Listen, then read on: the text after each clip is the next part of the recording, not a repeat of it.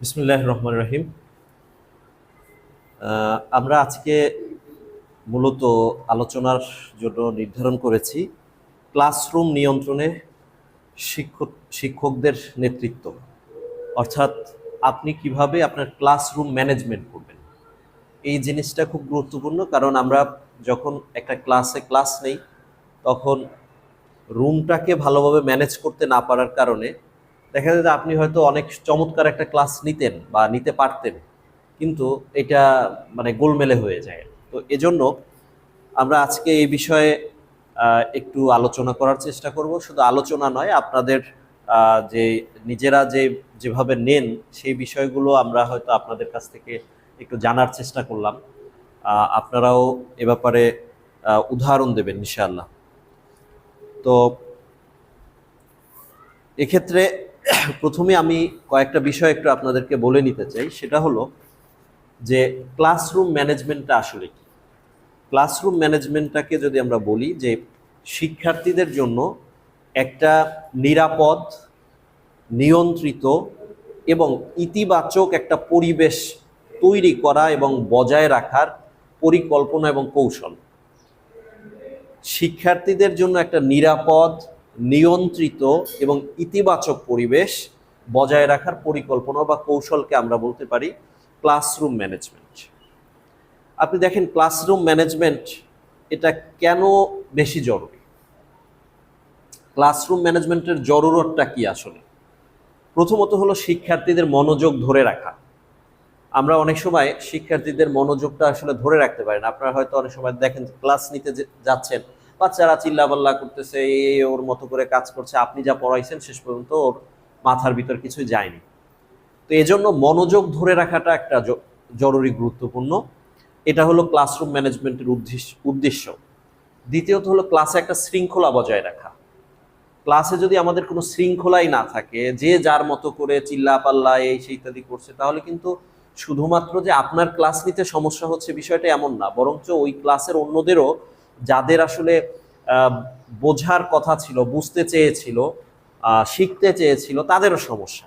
তো এজন্য ক্লাসরুমটা একটা শৃঙ্খলা বজায় রাখাটা খুব জরুরি, এবং এটা হলো ক্লাসরুম ম্যানেজমেন্টের একটা উদ্দেশ্য। তৃতীয়ত, সময়ের সাশ্রয় করা। কারণ যখন আপনি সুন্দরভাবে ক্লাসরুমটা ম্যানেজমেন্ট করতে পারবেন না, তখন অল্প সময়ে আপনি অনেক কিছু মানুষকে শেখাতে পারবেন না, আপনার স্টুডেন্টদেরকে শেখাতে পারবেন না। কারণ তখন হলো যে আপনাকে ওদেরকে থামাতেই তো হলো সময় নষ্ট। আপনি কখন তাদেরকে আপনি শেখাবেন, কখন একটা জিনিস শেখাচ্ছেন, হঠাৎ করে স্যার স্যার ম্যাডাম ম্যাডাম অমুকে এই করছে, তো এই মুহূর্তে দেখা যাবে যে আপনার আবার ওইটাকে নিয়ে হলো যে সময় দিতে দিতে আপনি যেটা শেখাতে চেয়েছিলেন, ওই দিনে অনেক কিছু আপনি হয়তো শেখাতে চেয়েছিলেন, কিন্তু সেই জিনিসটা টোটালি বাদ পড়ে গেল। তো এজন্য সময়ের সাশ্রয় করাটাও হচ্ছে টাইম, মানে এই যে ক্লাসরুম ম্যানেজমেন্টের একটা উদ্দেশ্য। তারপরে সর্বশেষ যে বিষয়টি, সেটা হলো যে আপনার শিক্ষাদান বা পাঠদানকে আরো কার্যকর করে তোলা। পাঠদান আপনি করছেন, চেষ্টা করছেন, আপনি আপনার সময় দিচ্ছেন, বাট যদি এটা কার্যকর না হয়, শিক্ষার্থীদের জন্য উপযোগী না হয়, শিক্ষার্থীরা যদি এখান থেকে বেনিফিটেড না হয়, তাহলে তো আপনার এই সময় দান করাটা বৃথা। আপনি শুধু শুধু সময় দিচ্ছেন। তো এজন্য শিক্ষাদানকে আরো কার্যকর করে তোলার জন্য আমাদের ক্লাসরুম ম্যানেজমেন্টটা খুব জরুরি এবং আমাদের জানাটা জরুরি। এবার আসেন আমরা এই বিষয়ে আমরা কথা বললাম যে ক্লাসরুম ম্যানেজমেন্ট কি এবং কেন গুরুত্বপূর্ণ। এখন আপনাদের পক্ষ থেকে আপনারা এই যে আমি যে কয়টা বিষয় বললাম, এর বাইরে যদি কোনো বক্তব্য থাকে বা আরো কোনো বিষয় এর সাথে ইনক্লুড করা যেতে পারে, এরকম থাকলে আপনারা বলতে পারেন। বলেন কি আছে, এর চাইতে আর কোনো বিষয় আছে কিনা, যে বিষয়টা মানে। এবারে আপনাদের কাছে আমি জানতে চাই যে একটা ভালো ক্লাসরুমের কি কি বৈশিষ্ট্য থাকতে পারে। বলেন, আপনাদের কেউ যদি দুই একটা উদাহরণ বলেন যে একটা ভালো ক্লাসরুমের কি কি বৈশিষ্ট্য থাকতে পারে। কারো কাছে কি পেন আছে? না, এই মার্কার আছে। ধন্যবাদ, ধন্যবাদ, পেয়েছি। হ্যাঁ, বলেন তো কি কি আছে এরকম, আপনাদের কাছে কি মনে হয় একটা ভালো ক্লাসরুমের কি কি বৈশিষ্ট্য থাকতে পারে?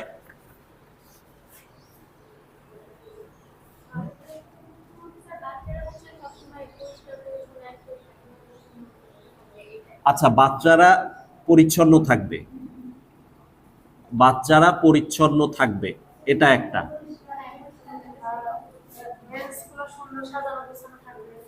আচ্ছা, 2 নম্বরে বেঞ্চ সাজানো গোছানো থাকবে, সাজানো গোছানো থাকবে। আর ভালো ক্লাসরুমের আর কি বৈশিষ্ট্য থাকতে পারে? ওই তো মানে ওইটাই আর কি, পরিচ্ছন্নতার একটা বিষয়। না, আমি কিন্তু আপনাদেরকে আরেকটু সহজ করে দিই। আমরা চাচ্ছি যে যে আপনি যে ক্লাসরুম ভালো ম্যানেজ করতে পারেন, আপনি যে বলছেন যে আপনি ভালো ক্লাসরুম ম্যানেজ করতে পারেন, এই ক্লাসরুম ম্যানেজমেন্টের ক্ষেত্রে কি বৈশিষ্ট্য থাকতে পারে? ক্লাসের না, শুধু ক্লাসরুম ম্যানেজমেন্টের ক্ষেত্রে আপনি তো ক্লাস ব্যবস্থাপনা করছেন, সেই ব্যবস্থাপনার ক্ষেত্রে কি কি বিষয় থাকতে পারে সেইগুলো মানে এটার বৈশিষ্ট্য বলেন, যে কিছু এই বৈশিষ্ট্য থাকলে আমরা বুঝবো যে না তার ক্লাস ম্যানেজমেন্টটা ভালো। বলেন তো একটা বৈশিষ্ট্যের কথা বলেন। জি জি।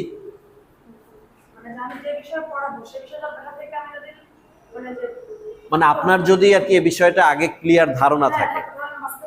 হ্যাঁ, আচ্ছা, তাহলে আমরা একটা লিখি যে শিক্ষকের প্রস্তুতি, শিক্ষকের প্রস্তুতি, এটা একটা বিষয়।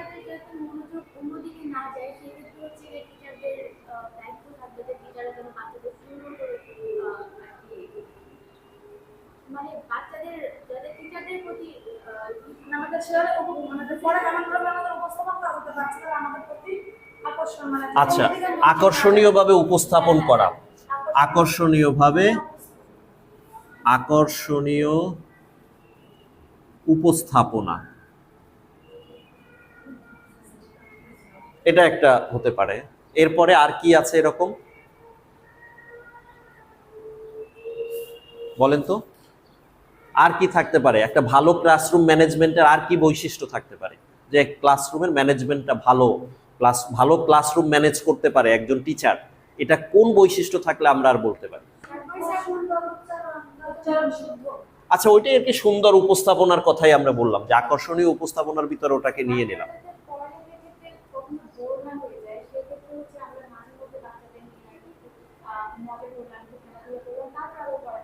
আচ্ছা, তার মানে আমি যেটা বুঝলাম যে বাচ্চাদের সাথে,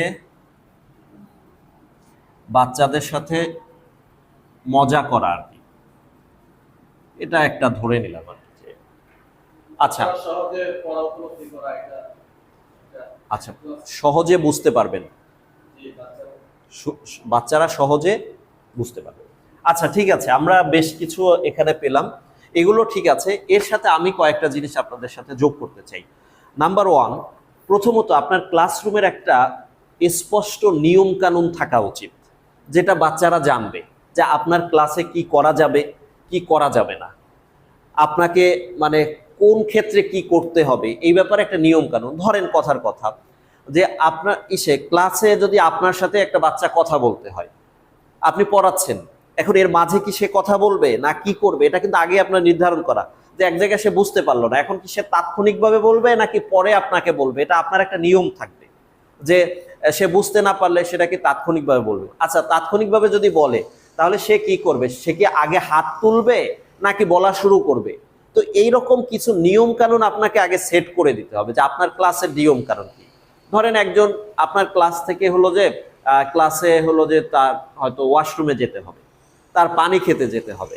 এখন এই সময় কি করবে? এখন সে উঠে কি এরকম দেখাবে, এরকম দেখাবে, নাকি পেছন থেকে আস্তে করে যে খেয়ে আসবে, নাকি হলো যে আপনাকে বলবে স্যার স্যার বা ম্যাডাম ম্যাডাম, হুজুর হুজুর, আমি একটু পানি খেতে যাব, কোনটা বলবে? তো এটার একটা নিয়ম কানুন কিন্তু আপনার ক্লাসের একটা থাকবে। এবং সেই ক্লাসের নিয়ম কানুনগুলো যদি কেউ ঠিকঠাকভাবে না মানে, তাহলে সে ব্যাপারে কিন্তু তাদেরকে পুরস্কার বা তিরস্কারের ব্যবস্থা করতে হবে। অর্থাৎ না মানলে তিরস্কার, মানলে পুরস্কার, এই ব্যবস্থাটা করার দরকার আছে। তার মানে স্পষ্ট এবং সঠিক একটা নিয়ম কানুন আপনার থাকতে হবে। তার মানে ক্লাসরুম ম্যানেজমেন্টের একটা অন্যতম বৈশিষ্ট্য হচ্ছে আপনার ক্লাসের কিছু নিয়ম কানুন থাকতে হবে। এখন একটু হিসাব করে দেখেন যে আপনি কি এরকম কোনো নিয়ম কানুন নিজে তৈরি করেছেন যেটা বাচ্চাদেরকে জানিয়েছেন? এরকম যদি থাকে তাহলে আলহামদুলিল্লাহ, যদি না থাকে এখন থেকে আজকে থেকে আপনার এরকম কিছু নিয়ম কানুন আপনি সুন্দরভাবে লিখে নেবেন। আপনার নিজস্ব কিছু নিয়ম কানুন লিখে নিয়ে বাচ্চাদেরকে আপনার ক্লাসের নিয়ম কানুনগুলো আগে জানাবেন। কারণ আপনার নিয়ম কানুন যদি বাচ্চারা না জানে তাহলে তো ওরা ওদের মতো করে আচরণ করবে।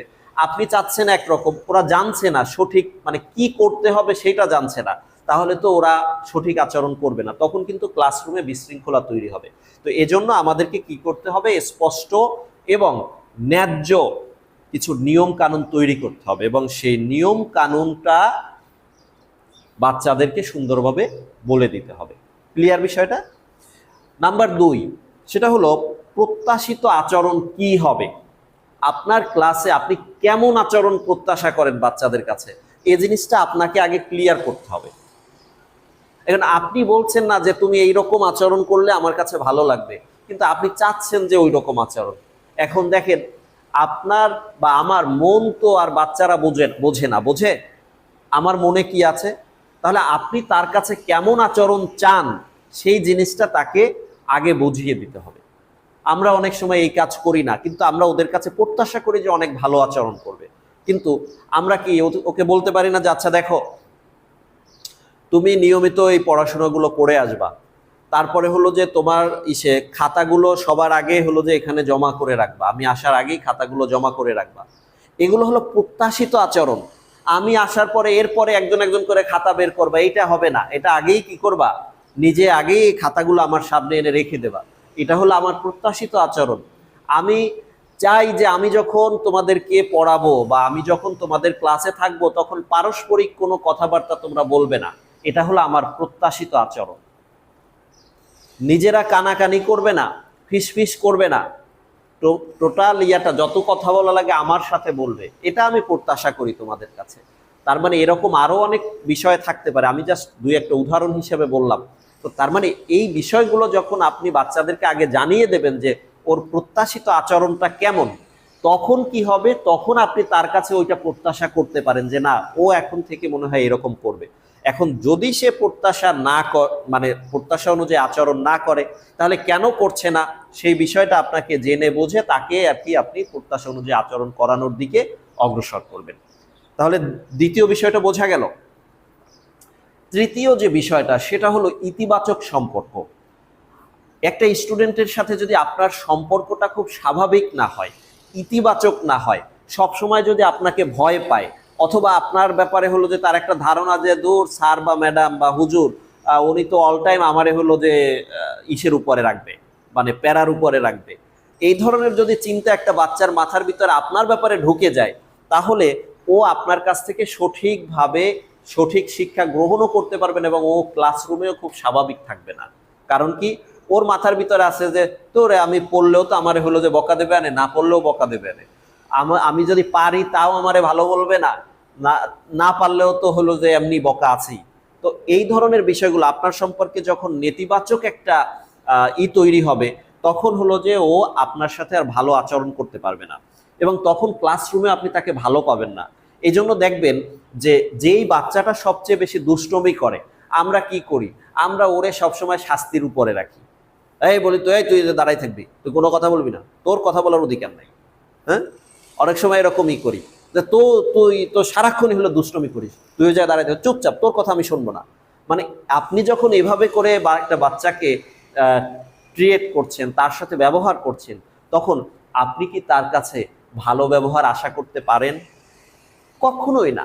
কারণ আপনি যখন একজনের সাথে খারাপ ব্যবহার করছেন, দুর্ব্যবহার করছেন, তখন আপনি তার কাছে ভালো আচরণ প্রত্যাশা করতে পারেন না, কারণ এটা নিয়ম না। কারণ ভালো আচরণ আপনি তার কাছেই প্রত্যাশা করতে পারেন যার সাথে আপনি ভালো আচরণ করছেন। তো এজন্য আপনার সাথে একটা ইতিবাচক সম্পর্ক থাকতে হবে।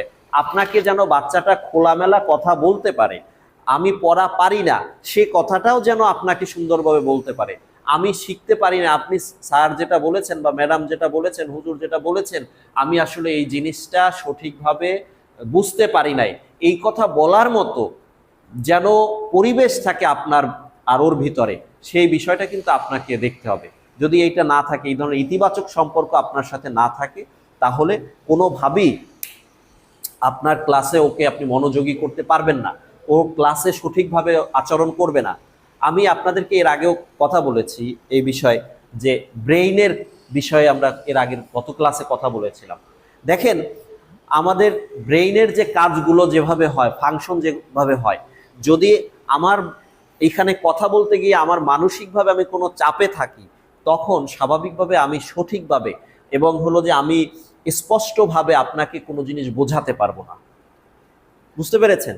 কারণ তখন আমার চিন্তা ভাবনার ভিতরে বারবার হলো যে অন্য সমস্যাগুলো এসে ধাক্কা দিচ্ছে, তখন আমি সঠিকভাবে আপনার সাথে ব্যবহার করতে পারবো না। ঠিক তেমনিভাবে কোনো একটা বাচ্চার যদি মন খারাপ থাকে, ক্লাসের ভিতরে মন খারাপ, এখন আপনি হলো যে তার কাছে যতই ভালো আচরণ প্রত্যাশা করেন না কেন, সে ভালো আচরণ করতে পারবে না, কারণ তার ব্রেইন তাকে করতে বাধা দিচ্ছে, কারণ সে নিজে সিদ্ধান্ত নিতে পারছে না। তার যে ব্রেইন সেটা তাকে সঠিক উপায় বলে দিচ্ছে না যে তুমি বাবা এইটা করো। তো এজন্য আমাদেরকে যে জিনিসটা করতে হবে, একটা শিক্ষার্থীর সাথে আমাদের যেন সম্পর্কটা সবসময় স্বাভাবিক থাকে। দেখেন, অল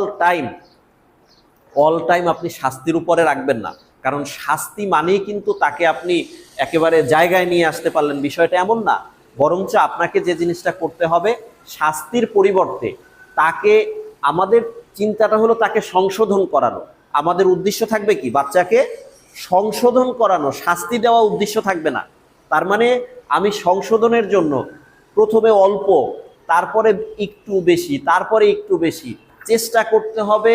কোনোদিন আমি শাস্তি দেব না, এটাও এক ধরনের শাস্তি। এইভাবে মনে করেন যে আমি ওরে আজকে শাস্তি দেই না, এটাও এক ধরনের শাস্তি। ও ভাববে ঘটনাকে আমার আজকে শাস্তি দিল না কেন, এটা নিয়েও ওর মাথার ভিতরে একটা টেনশন কাজ করবে। তো এজন্য আমরা সবসময় বাচ্চাদের সাথে একটা ইতিবাচক সম্পর্ক তৈরি করব।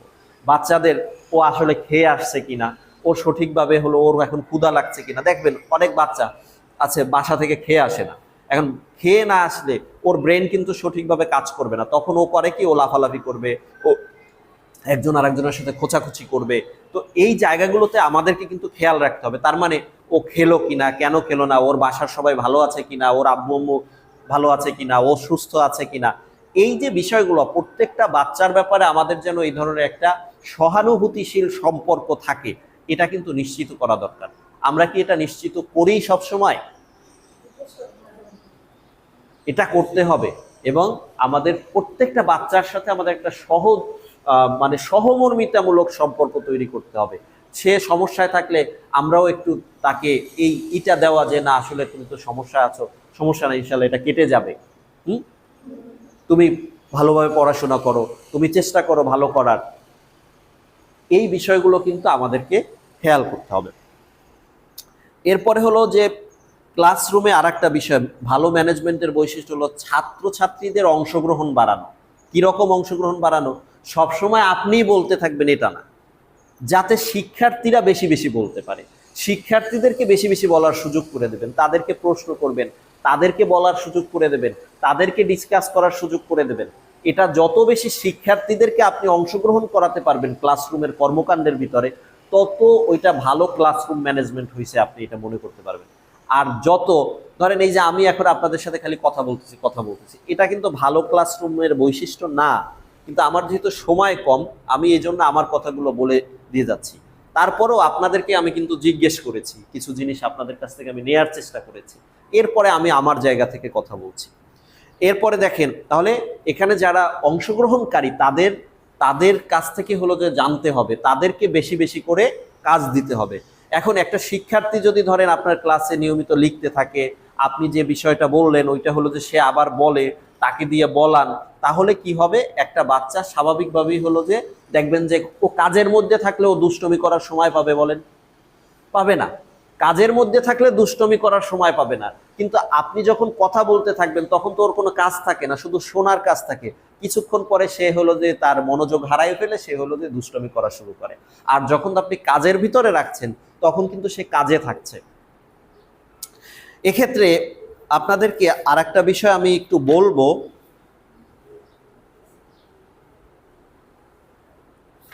সেটা হলো যে ছাত্রদের অংশগ্রহণ বাড়ানোর ক্ষেত্রে দেখেন, আমরা যখন ক্লাস করাই, এখানে আমি বেশ কয়েকটা বই নিয়ে এসেছি। ধরেন কথার কথা, এখানে মাদ্রাসার লোকজন আছেন, মানে যারা মাদ্রাসায় পড়ুয়া, এই জন্য আমি ফিকা বইটা হাতে নিলাম, অন্যরাও বুঝবেন তাহলে। এখন দেখেন এখানে এই যে একটা বই, আপনারা কিভাবে পড়ান, এখানে পড়ানোর স্টাইলটা কি? ধরেন এই একটা অধ্যায় আপনি পড়াচ্ছেন, ধরেন এই যে কথার কথা, এই যে আকাইদ ও ঈমান, এই অধ্যায়টা ধরেন আপনি পড়াচ্ছেন, তাহলে কিভাবে পড়ান, কিভাবে একটু আমাকে একটু বলেন তো, কোন সিস্টেমে পড়ান আপনারা? আমরা সাধারণত কি করি, বাচ্চাদেরকে হলো যে পড়তে বলি, ওরা পরে কোনো জায়গায় সমস্যা থাকলে আমরা সেই সমস্যাগুলো সমাধান করে দিই, বা ওরা বুঝতে না পারলে সেই জিনিসগুলো আমরা বুঝিয়ে দিই। এটা ঠিক আছে, এটা যে একেবারে করা যাবে না এমনটা বলছি না। তা আমরা কি করব, আমরা আগে ঠিকই বাচ্চাদেরকে দিয়ে পড়াবো, এটা ঠিক রাখবেন, কারণ বাচ্চাদেরকে দিয়ে পড়ালে ওর কিন্তু রিডিং স্কিলটা বৃদ্ধি পাচ্ছে, একই সাথে ও বুঝতে পারবে, কিছু জিনিস পড়তে গেলে তো কিছু জিনিস বোঝেও। এরপরে আপনি হলো যে ওই জিনিসটা বুঝিয়ে দিলেন। এখন বুঝিয়ে দেওয়ার সময় আপনাকে একটা কাজ করতে হবে। এখানে ধরেন এই যে আকাইদ, আকাইদের পরিচয়, এখন এখানে কি কি প্রশ্ন হতে পারে, আপনারা একটা কাজ করবেন, এই প্রশ্নগুলো লিখে দেবেন। প্রশ্ন, নট উত্তর। হ্যাঁ, অনেকে হলো যে বাচ্চাদের কি বলে, তুমি প্রশ্ন কইরা আসবা। আরে বাবা, প্রশ্ন করাটা সবচেয়ে কঠিন কাজ পৃথিবীতে। প্রশ্ন করাটা সুন্দরভাবে সঠিকভাবে প্রশ্ন করা হলো সবচেয়ে কঠিন কাজ। এইটা বাচ্চাদেরকে দিয়ে, এই ছোট বাচ্চাদেরকে দিয়ে দরকার নাই। আপনি কি করবেন, আপনি প্রশ্নটা করে দেবেন। আচ্ছা, যেমন ধরেন আমি যদি এখানে বলি যে একটা প্রশ্ন লেখো, ক্লাসের ভিতরে, আমি কিন্তু ক্লাসের ভিতরে কাজ করাচ্ছি, আমি এই অধ্যায়টা ওদেরকে দিয়ে প্রথম পড়ালাম, পড়ানোর সময় সাথে সাথে ওদেরকে বললাম যে সবাই খাতা কলম নাও, খাতা কলম নিয়ে কি লেখো, আচ্ছা লেখো তো যে আকাইদ শব্দটা কোন শব্দের বহুবচন, আকাইদ শব্দটি কোন শব্দের বহুবচন লেখো। এটা প্রশ্ন, উত্তর এখন লেখার দরকার নাই, শুধু প্রশ্নটা লিখে নিয়ে যাও। তারপরে হলো যে এর অর্থ কি, এর অর্থ কি, আকাইদের অর্থ কি, এটা একটা প্রশ্ন। তারপরে বলবেন যে আকাইদ কাকে বলে, এটা একটা প্রশ্ন। তারপরে বলবেন যে ধরেন এখানে বিশুদ্ধ আকীদা পোষণ কেন আবশ্যক, এটা একটা প্রশ্ন। লেখা কিন্তু সব প্রশ্নের উত্তর কিন্তু এই জায়গায় আছে, মানে আমি কিন্তু একটাও বাইরে থেকে বলি নাই। তার মানে এই যে 4টা কোশ্চেন আমি করলাম, এই 4টা কোশ্চেনের ভিতরে এই টোটাল পড়াশোনাটুকু আছে। আমার কথাটা বুঝতে পেরেছেন? তাহলে আপনি যদি এই 4টা কোশ্চেন একটা বাচ্চাকে লিখে দেন এবং ওকে বলেন যে আগামীকালকে তোমার পড়া হচ্ছে এই যে 4টা কোশ্চেন, এই 4টা কোশ্চেন, এখন তুমি কি করবা, বাসায় গিয়ে বইটা পড়বা, বইটা পড়ে পড়ে কোন জায়গায় কোনটার উত্তর আছে এটা খুঁজে বের করে ওই জায়গায় সুন্দরভাবে লিখে নিয়ে আসবা। এটা হলো, আমরা বাচ্চাদেরকে শুধুমাত্র এই কথা বলবো না যে তোমরা রিডিং পড়ে আসো।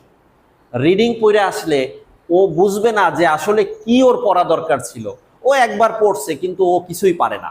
কিন্তু আপনি যখন এরকম 2টা 4টা করে কোশ্চেন আইডেন্টিফাই করে দেবেন, মেইন কোশ্চেনগুলো, বেশি কোশ্চেন দেবেন না। আবার ধরেন এখান থেকে কিন্তু চাইলে 20-25টা কোশ্চেন বের করা যায়, যায় কি না, যেগুলো আছে গাইডে। আপনারা কিন্তু গাইড খোঁজেন সব সময়, আমি জানি যে গাইড হইলে একটু ভালো হইতো। কেন? কারণ হলো গাইডে প্রশ্নগুলো রেডি করা আছে, তাহলে আপনার আর চিন্তা করা লাগতো না। কিন্তু আপনি যখন পড়াচ্ছেন, আপনি কোশ্চেন দেবেন অল্প, 3টা 4টা কোশ্চেন দেবেন। এই 3টা 4টা কোশ্চেন মানে হলো এই চ্যাপ্টারটা শেষ। কিন্তু আপনি যখন গাইড পড়াবেন, গাইড হলো এত বড় মোটা, গাইডে হলো যে ধরেন কথার কথা, গাইডে হলো এইরকম, তোমার বাবার নাম কি, আচ্ছা তোমার বাবার নাম কি আবুল, আচ্ছা আবুল কি তোমার বাবার নাম, আচ্ছা তোমার বাবার নাম ড্যাশ। এরকম 7ভাবে 7টা কোশ্চেন করছে একটা কোশ্চেন রে গাইডে। এতে করে অসুবিধা যেটা, বাচ্চারা যখন অনেক কোশ্চেন দেখে তখন তার আর পড়তে ইচ্ছা করে না। এটা বাচ্চারা না, আপনারও ইচ্ছা করবে না। আপনারা যদি ধরেন, আমি কথার কথা, আপনাকে যদি 3টা বিষয় আপনাকে বলে দিই যে আপনি এই 3টা কাজ করবেন, আর সাথে এই 3টা না বললে আমি যদি 300 কাজের কথা বলে দিই, তাহলে আপনি ওই 3টা কাজও করবেন না। খেয়াল করে দেখেন, করি না। কারণ কি? কারণ হলো যে যখন অনেক প্রশ্ন আমার মাথার সামনে আসে তখন আমি মাথায় চাপ অনুভব করি, তবে বাবা এটা আমার পক্ষে সম্ভব না। এজন্য আমরা যে জিনিসটাকে খেয়াল করব যে বাচ্চাদেরকে আমরা ছোট ছোট অল্প অল্প কোশ্চেন করে পড়াবো। আপনি দেখেন এই অনুশীলন মানে এইটা পড়াটা শেষ হওয়ার পরে কিন্তু অনুশীলনী আছে, খেয়াল করে দেখেন প্রত্যেকটা চ্যাপ্টার শেষ হওয়ার পরে অনুশীলনী আছে। এটা আপনাদেরকে প্রাইভেটলি বলে রাখি, বাচ্চাদেরকে বলবো না, প্রাইভেটলি বলবো যে এইখানে যে কোশ্চেনগুলো আছে জাস্ট আপনি যখন বইগুলো পড়াবেন, পড়ানোর সময় আপনি খেয়াল করবেন যে এই কোশ্চেনগুলোর উত্তরগুলো ওরা শিখলো কিনা। কিন্তু ওদেরকে বুঝতে দেবেন না যে আমি শুধু এইটা দেখেই পড়াচ্ছি। কথা বুঝছেন আমার কথাটা?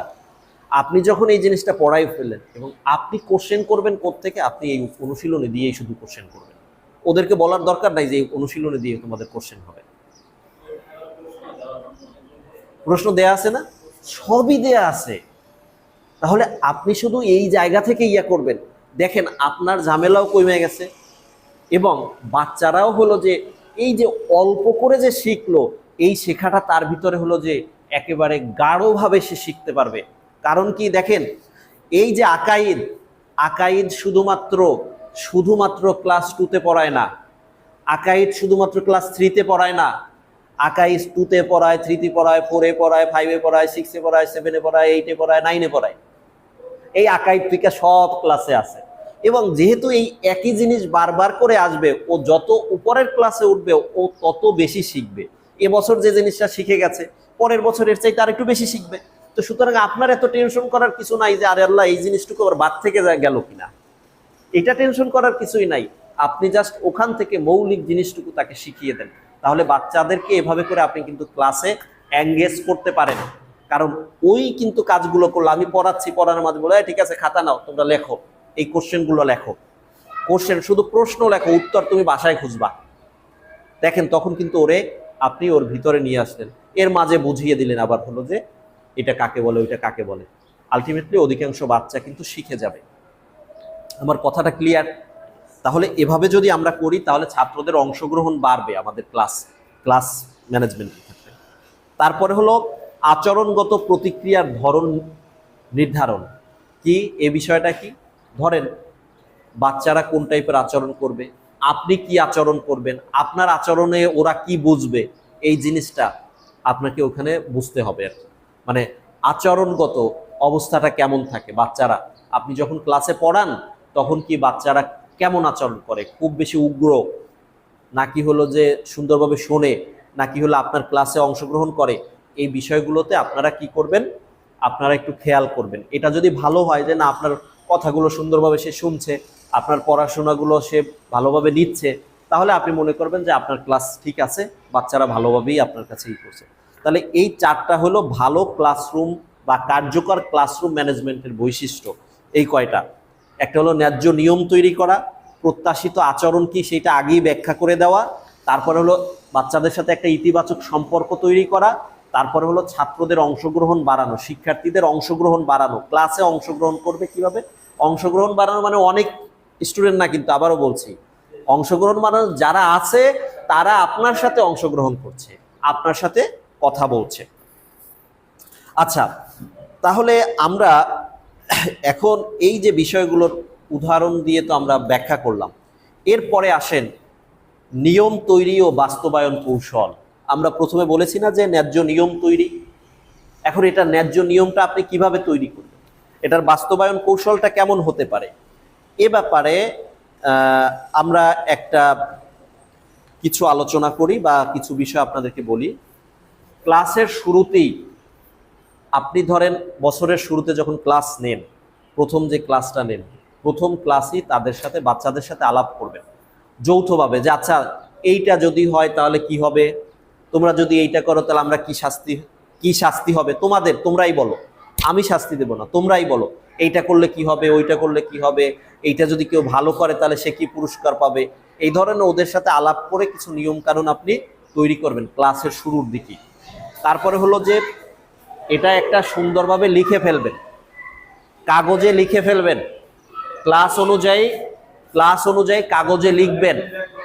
বুঝতে পেরেছেন? আপনার যে ক্লাসরুমের নিয়মগুলো এটা কাগজে লেখাবেন, বাচ্চাদেরকে দিয়ে লিখে প্রয়োজন বোধে বোর্ডের একপাশে টানায় রাখবেন।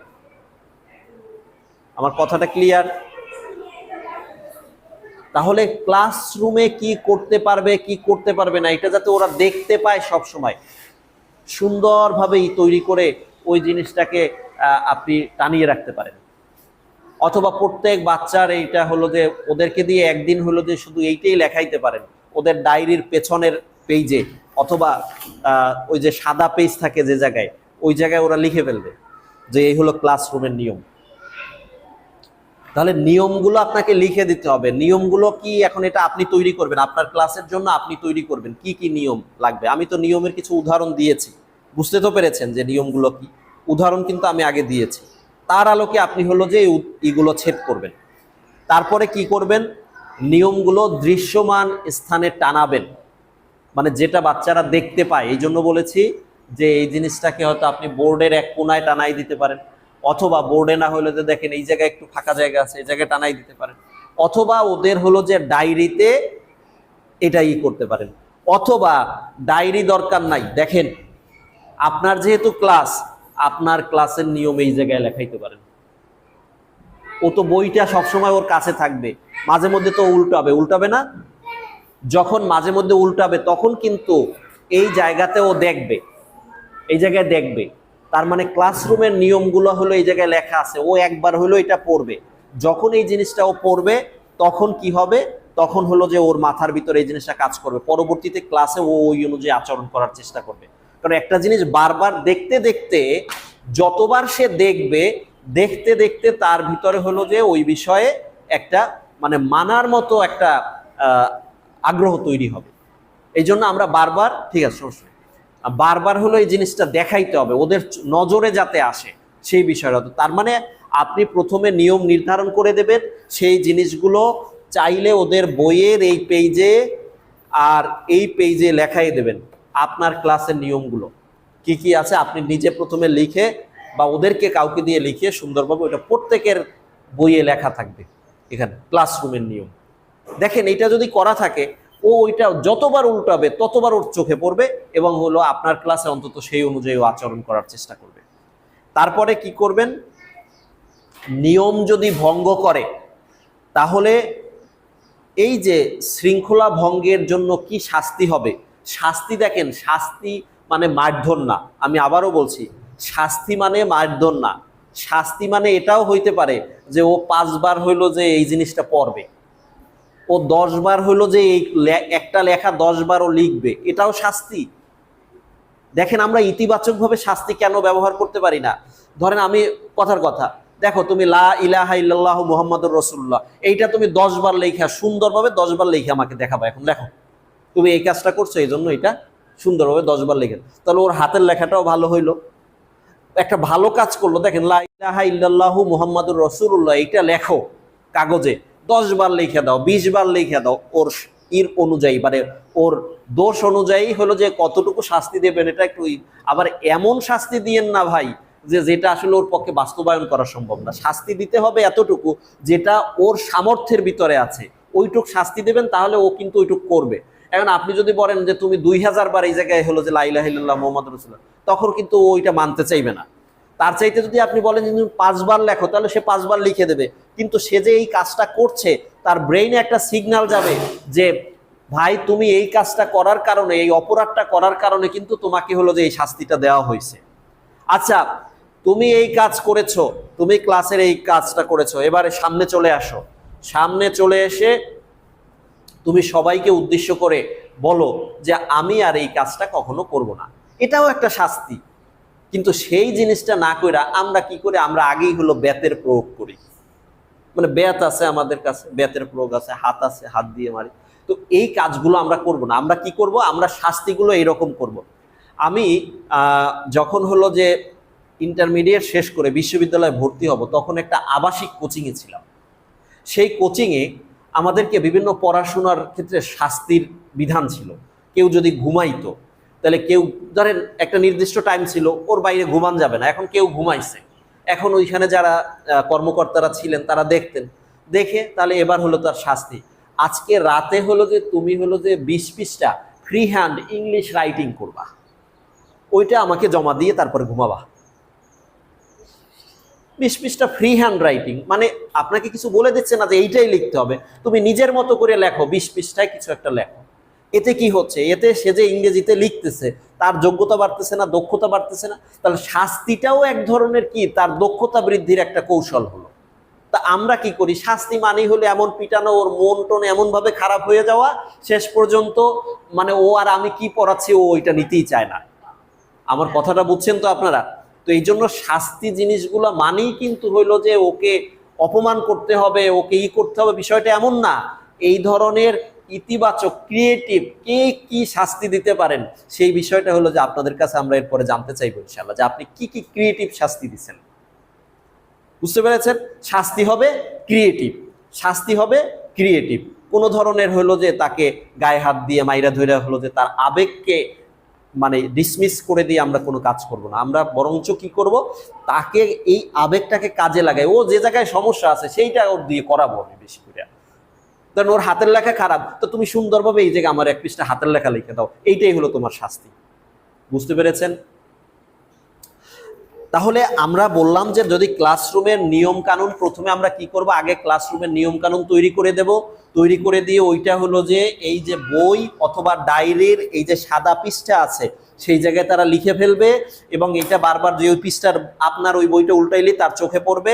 যদি সম্ভব হয় ক্লাসে যদি এই বোর্ডের এক কোনায় কানায় টানাই দেওয়া যায় দিয়েন, কিন্তু আবার এইগুলোতে টানাইয়েন না, এটা নোংরা হয়ে যাবে, দেখতে খারাপ লাগবে পরে। এই জন্য আমি হলো বোর্ডে টানাইতে নিষেধ করতেছি। আপনি এই বইয়ে লিখে দেন, তাহলে করবে কি ওর বইটা ওর কাছে থাকবে, ও এই জিনিসটা সবসময় দেখবে। এরপরে নিয়মগুলো যদি কেউ ভঙ্গ করে তাহলে তাদেরকে এরকম টুকটাক শাস্তি দেবেন, শাস্তিগুলো হবে এরকম ক্রিয়েটিভ। ক্লিয়ার বিষয়টা? তাহলে ক্লাসরুম ম্যানেজমেন্টের ক্ষেত্রে আমরা বুঝলাম তো যে তাদের কিভাবে নিয়ম তৈরি এবং বাস্তবায়নগুলো করব। আচ্ছা, এবার আসেন আচরণ ব্যবস্থাপনা কৌশল। আচরণ ব্যবস্থাপনা কৌশলটা কেমন দেখেন, আমাদের আচরণ ব্যবস্থাপনার জন্য ইতিবাচক প্রতিক্রিয়া, ভালো আচরণের জন্য ইতিবাচক প্রতিক্রিয়া দেখাইতে হবে। প্রশংসা করতে পারি, আমরা একটা টোকেন দিতে পারি, কথার কথা, আরে পকেট উঠে হলো যে ঠিক আছে এই তোমার এই 2 টাকা দিলাম। দেখেন মানে বিষয়টা খুব না, আপনার কাছে হয়তো একটা চকলেট আছে, আপনি একটা চকলেট বের করে দিয়ে দিলেন। ভালো কাজ করেছে একজন, তাকে এভাবে করে অ্যাপ্রিসিয়েট করা। অথবা আপনার একটা কাগজে সুন্দরভাবে আপনি আগেই কিছু লিখে রাখবেন যে গুড এরকম করে, মানে কাগজ কাইটে কাইটে বানানো যায় না এমনি জেনারেল, এগুলো বানানো থাকলে ওইগুলো একটা ওকে দিয়ে দেবেন। আপনার পক্ষ থেকে ভাই আপনি কি দিয়েছেন এটা ফ্যাক্টর না, আপনার পক্ষ থেকে ওকে যদি একটা ময়লাও দেন এটাও ওর কাছে খুব গুরুত্বপূর্ণ বাচ্চা, যে আমাকে আমার ভালো কাজের জন্য এইটা ম্যাডাম বা স্যার আমাকে এটা পুরস্কার দিয়েছে, ওর কাছে খুবই গুরুত্বপূর্ণ। তো সুতরাং আপনি এই কাজগুলো করবেন। চাইলে বিভিন্ন স্টিকার পাওয়া যায় বাচ্চাদের, ছোটখাটো দেখবেন যে স্টিকার আছে, এটা স্টিকার ওরে দিলে ও যে কি খুশি হবে আপনি জানেন। তো তার মানে ভালো আচরণের জন্য, তাদেরকে অ্যাপ্রিসিয়েট করার জন্য আমরা কি করব, এভাবে ইতিবাচক প্রতিক্রিয়া দেব। নেতিবাচক প্রতিক্রিয়া কিরকম তা আমি আগেই বললাম। নেতিবাচক প্রতিক্রিয়ার ক্ষেত্রে কি করা, সতর্ক করে দেওয়া তোমাকে, যেন যেমন আজকে হলো যে আমি ক্লাস 4-এ বাচ্চাদেরকে যে ওদেরকে লিখতে বলেছিলাম, কিন্তু 3 জন লেখা দিয়েছে, বাকিরা লেখা দেয়, প্রত্যেককে দাঁড় করালাম যে কেন লেখা দাওনি, এবং পরবর্তী তাদের বললাম তোমাদেরকে আজকে সতর্ক করে দিলাম, ভবিষ্যতে কিন্তু আমি তোমাদেরকে এ ব্যাপারে আরো কঠোর শাস্তি দিতে পারি যদি লিখে নিয়ে না আসো। তার মানে এটা হলো সতর্কতামূলক। এখন আজকেই প্রথমেই ওদেরকে থাপড়ানো বা লাঠি দিয়ে পিটাইলে আলটিমেটলি কি হতো, আমি তাকে সতর্ক করলাম। তো এরকম সতর্কতাও একটা হলো যে নেতিবাচক প্রতিক্রিয়া হতে পারে। তারপরে হলো যে কি করা, যে আচ্ছা ঠিক আছে তুমি হলো যে এই 5 মিনিট এইখানে সামনে এসে দাঁড়াই থাকবা, 5 মিনিট সামনে এসে দাঁড়িয়ে থাকবা, এটা একটা প্রতিক্রিয়া হতে পারে। বাইরে পাঠাবেন না, ক্লাসরুমের বাইরে পাঠাবেন না, তাতে অসুবিধাটা হয় কি জানেন, ক্লাসরুমের বাইরে দাঁড়ালেও তো ক্লাসটাই পাচ্ছে না আবার। তার মানে হলো যে তুমি ক্লাসে এসে আমার সামনে এসে দাঁড়াই থাকো, এইটা হলো যে তার শাস্তি হওয়া উচিত। তাহলে কি হবে, এই যে দাঁড়াই থাকলো এটা তো একটা সমস্যা, মানে সবাই বসে আছে ও দাঁড়াই আছে, এই জিনিসটা একটা। তো এভাবে ঠিক আছে তুমি এখানে দাঁড়াই পড়বা, কিন্তু ক্লাসরুমের বাইরে দাঁড় করাই রাখলে আলটিমেটলি ও তো আর আপনার যে সোহবারটা এটা পেল না। তো এই জন্য এইটা খেয়াল করবেন, এটাকে বলা হয় টাইম আউট।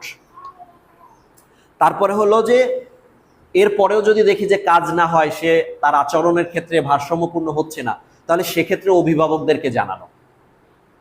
ক্লিয়ার? অভিভাবকদেরকে জানানো। তার আগে আরো একটা কাজ করতে পারেন, যে এই যে এখানে হয়তো দেখা গেলো আমার কাছে পাঠিয়ে দিলেন, হ্যাঁ, একটা সমস্যা হলো, আগে আপনারা এটা কিন্তু আগে আপনাদের নিজেদের অনেক চেষ্টা করেছেন কিন্তু কাজ হয় না, তারপরে আমাদের কাছে পাঠাবেন। তার আগে আমাদের কাছে পাঠাই তো লাভ নাই। আগে নিজেরা এইভাবে চেষ্টা করবেন এবং অনেক সময় মাফ করে দেবেন। বেশিরভাগ সময় মাফ করে দেবেন, এইটা হলো মাথায় রাখবেন। বেশিরভাগ সময় তাদেরকে মাফ করে দেবেন। একটা অপরাধ করলেও মাফ করে দেবেন। এই মাফ করে দেওয়ার প্রবণতাটা আপনাকে বাড়াতে হবে। তাহলে দেখবেন কি বাচ্চারা এটা ইতিবাচকভাবে নিচ্ছে। এরপরে কি আছে, আচরণ চার্ট, এটা তৈরি করা যেতে পারে। ধরেন একটা ক্লাসে আমরা করতে পারি, বড় যে সাদা আর্ট পেপার আছে না, এই আর্ট পেপারে তাহলে আমরা হলো যে ক্লাসে এই কাজ করব, ক্লাসে এই কাজ করব না, ওরাই লিখবে। সবাইকে নিয়ে আপনি ক্লাসে একদিন এই ধরনের অ্যারেঞ্জ করবেন যে ক্লাসে কি করা যাবে কি করা যাবে না, ওদেরকে দিয়ে এখানে লেখান, সুন্দরভাবে লিখবে। ওইটাই ওই আর্ট পেপারটায় সুন্দরভাবে লিখবে ওরা। এটা হলো মানে আমাদের যেটাকে বলা হয় আচরণ চার্ট। তারপরে হলো যে শারীরিক ভাষা ও সংকেত, হাত উঠিয়ে শান্ত হওয়া, চোখের ইশারা, বোর্ডে নাম লেখা। যেমন কিরকম আমি বলি, চোখের ইশারাটা কেমন, অনেক সময় আছে না, এটাও কিন্তু এক ধরনের হতে পারে বাচ্চাদেরকে। তার মানে তুমি ডিস্টার্ব করো না, তার মানে ও কিন্তু ওটাও গ্রহণ করে। কিন্তু আমরা কি করি, আমরা প্রথমেই হলো যে কথা না বললে মনে হয় আমাদের কাজ হবে না। এরপরে দেখেন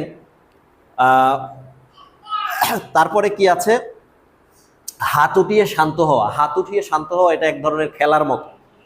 বিষয়টা হলো এরকম যে ধরেন বাচ্চারা চিল্লাপাল্লা করতেছে, টিচার কি করবে, এটা আগে ওদেরকে জানানো থাকবে। টিচার আস্তে করে হঠাৎ করে দেখছে চিল্লাপাল্লা করতেছে, টিচার একটা কাজ করতেছে, ওরা চিল্লাপাল্লা, টিচার আস্তে করে ধরে 2 হাত উঠাবে, এরকম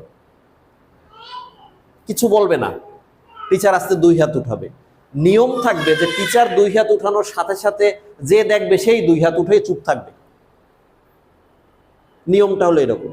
তাহলে যখন ওর পাশে একজন উঠাবে, ওর পাশে একজন, সবাই কিন্তু এরকম। তার মানে এটা এক ধরনের খেলার ছলে চুপ করানোর কৌশল। সে যখন হলো যে হাতটা নাড়াচ্ছে করছে, তখন কিন্তু তার মনোযোগটা অন্য দিক থেকে ডাইভার্ট হয়ে আবার এদিকে চলে আসতেছে। দেখেন, খেয়াল করেন, এর ভিতর বৈজ্ঞানিক কৌশল, এটাই এমনি ফালতু কোনো কাজ না। তখন কি হচ্ছে, তখন কিন্তু সে আবার শান্ত হচ্ছে, কারণ ও দেখতেছে টিচার এরকম করে আছে। ঘটনা কি, টিচার এরকম হাত তুলে দাঁড়াই আছে, তার মানে সবাই এখন হাত তুলে দাঁড়াও, এবার সবাই আমরা শান্ত হয়ে বসি। দেখেন, এগুলো মজার কৌশল, আপনি এগুলো ব্যবহার করতে পারেন। তারপরে বোর্ডে নাম লেখা, আপনি হয়তো দেখতেছেন যে একজন সমস্যা করছে, আস্তে করে কোনায় লিখে রাখলেন, এই যে মল্লিকা, হ্যাঁ, নাম লিখে দিলেন এই জায়গায়।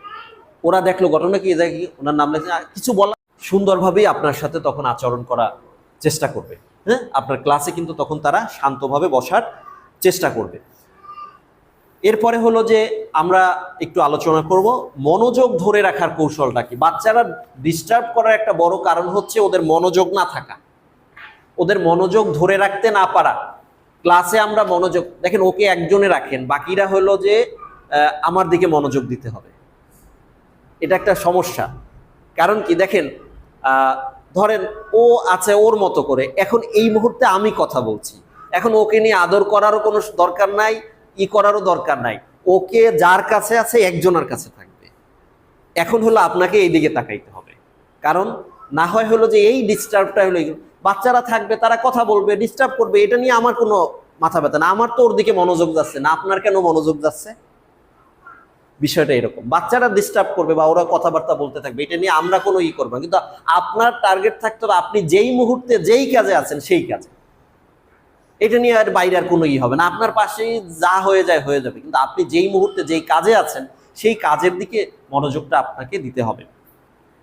আচ্ছা দেখেন, মনোযোগ ধরে রাখার কৌশলের ভিতরে প্রথমত হলো পাঠে বৈচিত্র্য আনা। আপনি যখন ক্লাস করাচ্ছেন তখন কখনো গল্প বলবেন, কখনো খেলার ছলে শিখাবেন, কখনো প্রশ্ন করার ছলে শিখাবেন। হ্যাঁ?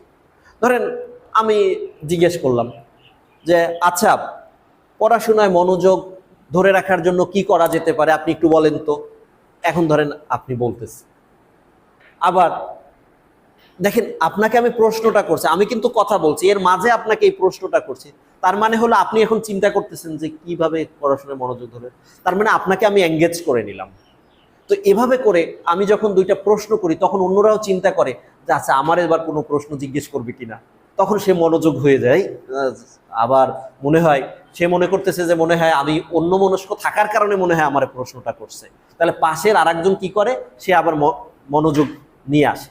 তো এটা করা যেতে পারে। আবার ধরেন কোনোটা একটা গল্পের ছলে বলা যেতে পারে, আবার কোনোটা একটা খেলার ছলে শেখানো যেতে পারে। হ্যাঁ, তারপরে হলো ক্লাসের রুটিন অনুসরণ করা। ক্লাসের রুটিন অনুসরণ করা, রুটিন অনুসরণ করা মানে হচ্ছে আপনি যখন যেই ক্লাস নেবেন সেই ক্লাসে যে ঠিক আছে এখন সময় খাতা দেখার, এখন সময় হলো মুখস্থ করার, এখন সময় হলো লেখার। এভাবে যদি আপনি এক একটা রুটিনের মধ্য দিয়ে হলো যে বাচ্চাদেরকে নিতে পারেন, তাহলে আপনি মনোযোগ ধরে রাখতে পারবেন। তারপরে হলো যে ব্রেইনের ব্রেক দেওয়া, মানে টানা অনেক কিছু পড়ানোর চাইতে আপনি মাঝে মাঝে যখন ব্রেক দেবেন, ব্রেকটা কিরকম ব্রেক, আচ্ছা ঠিক আছে আমি এই তুমি আসো এই জায়গায় এসো, আচ্ছা তুমি একটা কবিতা আবৃত্তি করো তো, একটা ছড়া বল, আচ্ছা এই তুমি তো ভালো গান জানো, আসো তো একটা গান গাও। ও হয়তো এক কলি গাইছে, ওকে ধন্যবাদ, তুমি তাড়াতাড়ি বসো। সব গান তো শোনার দরকার না, আমি কেন দিচ্ছি, মানে একটা ব্রেক দিচ্ছি যাতে করে হলো যে অন্যদের মনোযোগটাকে আমি আকর্ষণ করতে পারি।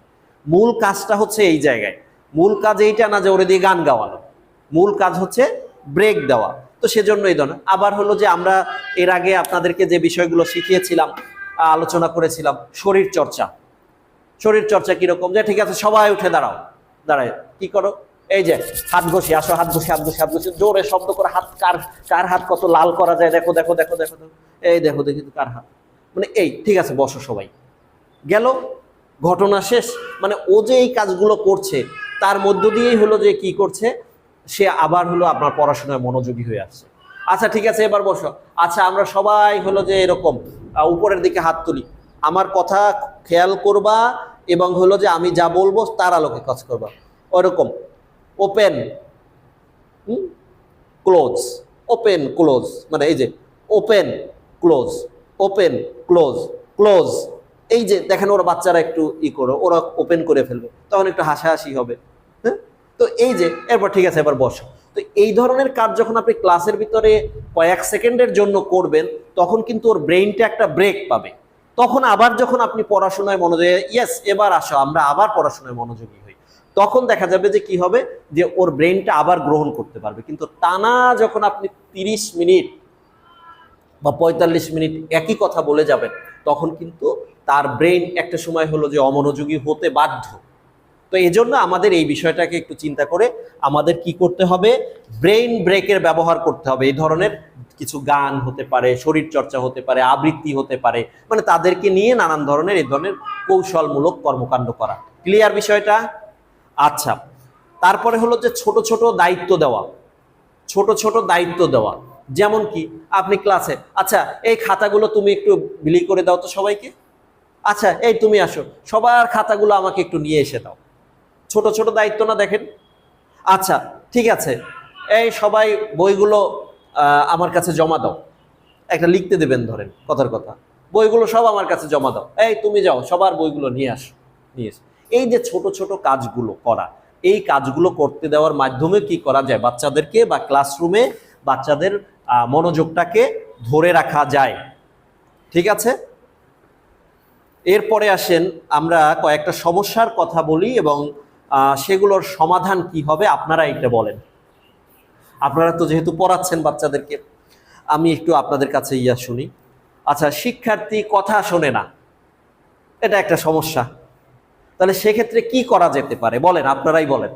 শিক্ষার্থী কথা শোনে না, এখন আপনি কি করবেন, অথবা আপনি কি করেন বলেন আমাকে একটু।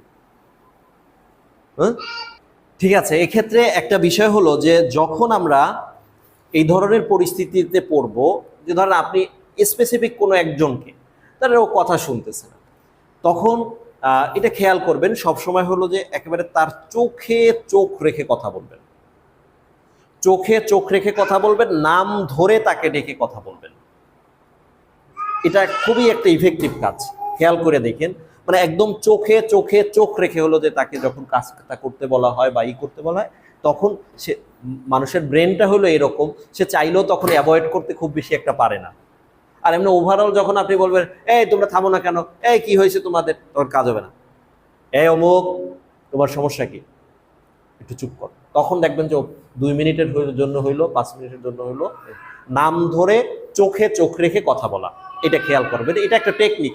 আপনারা যেগুলো বলছেন এগুলোও টেকনিক, কিন্তু আমি বলছি এটাও একটা বড় ধরনের টেকনিক, যে চোখে চোখ রেখে কথা বলার চেষ্টা করা। তাহলে দেখবেন যে একটা ইতিবাচক ফিডব্যাক পাচ্ছেন। তারপরে হলো যে ক্লাসে প্রচুর শোরগোল হচ্ছে, সেক্ষেত্রে আমি আগেই একটা বলেছি যে আপনারা বিভিন্ন ধরনের করতে পারেন। এই যে হতে পারে যে ওদের এক্সারসাইজ করানো, ওদেরকে দিয়ে হলো যে ইতিবাচক কোনো একটা কিছু করো, একজনের আসলে গান গাও, একটা গজল গাও, একজন একটা আবৃত্তি করো, অথবা হলো যে ওই যে আমি হাত তুলবো, সবাই হাত তুলে দাঁড়িয়ে যাবা, এই যে সবাই হাত তুলে দাঁড়িয়ে গেছে, হ্যাঁ, এই ধরনের বিষয়গুলো। হাত তুলি চুপ করি, এটার নামই হলো হাত তুলি চুপ করি, হাত তুলি চুপ করি, এটার এই খেলাটা এইভাবে করে বাচ্চাদেরকে আপনি করতে পারেন। তারপরে হলো যে মনোযোগ হারানো, মানে বাচ্চারা মনোযোগ হারায় ফেলে, তখন কি করা যেতে পারে, গল্প বা ছোট ছোট প্রশ্ন করে তাদেরকে আবার মনোযোগে, মানে আপনার দিকে মনোযোগটা নিয়ে আসতে পারে। আপনি একটা কথা বলতেছেন, এই বলতো এটা মানে রাসূল সাল্লাল্লাহু আলাইহি ওয়াসাল্লাম মদিনায় যাওয়ার সময় কে ছিলেন সাথে, আপনি এইমাত্র বলেছেন, তখন কিন্তু সে আবার আপনার দিকে মনে স্যার বুঝতে, হ্যাঁ আবু বকর রাদিয়াল্লাহু তাআলা ছিল, বসো, মনোযোগ রাখতে হবে। ওরা সবসময় তো ধমকের উপর রেখে লাভ নাই, মাঝে মধ্যে এভাবেও সিস্টেম করতে হবে। আচ্ছা, এরপরে হলো নিয়ম মানে না, বাচ্চারা নিয়ম মানে না, কি করা যেতে পারে, বারবার নিয়ম মনে করাই দেওয়া, এবং হলো পুরস্কারের মাধ্যমে উৎসাহিত করা। তিরস্কারের চাইতে পুরস্কার দিয়ে উৎসাহিত করলে মানুষ নিয়ম মানে বেশি।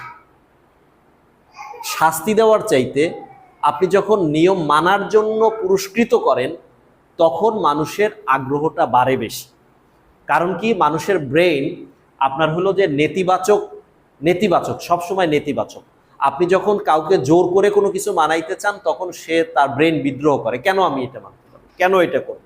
আর যখন তাকে ইতিবাচক ওয়েতে তাকে বুঝিয়ে শুনিয়ে কাজটা করানোর চেষ্টা করেন, তখন সে এটাকে গ্রহণ করে তাড়াতাড়ি। তো যাই হোক, এবার আপনাদের পালা, আপনাদের একটু খাতা কলম তো আনেন নাই সবাই, আনছেন? এটা একটা সমস্যা, সব সময় খাতা কলম নিয়ে আসবেন, হ্যাঁ, সব সময়।